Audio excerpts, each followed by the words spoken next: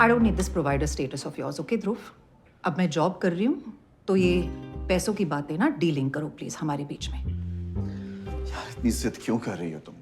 हम लोग वर्कआउट कर रहे हैं ना, कल जाके सब ठीक हो जाएगा। उसके बाद में again will have to link all the accounts. Why are you being so difficult यार?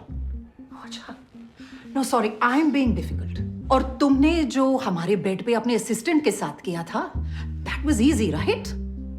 एक्सक्यूज मी, मैं जरा कुछ कुरियर फॉर्म्स कुरियर करने।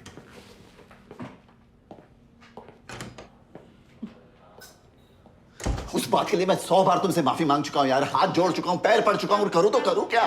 What should I do? एक तो तुम मिलती नहीं हो, मिली तो भी सीए के ऑफिस में। कम ऑन यार। हाँ तो कहाँ मिलना है तुम्हें? हाँ, हमारे उसी बेड पे जहाँ तुमने अपनी अय्याशी की। You've made our lives a cliche. This isn't a cliche, Vasu.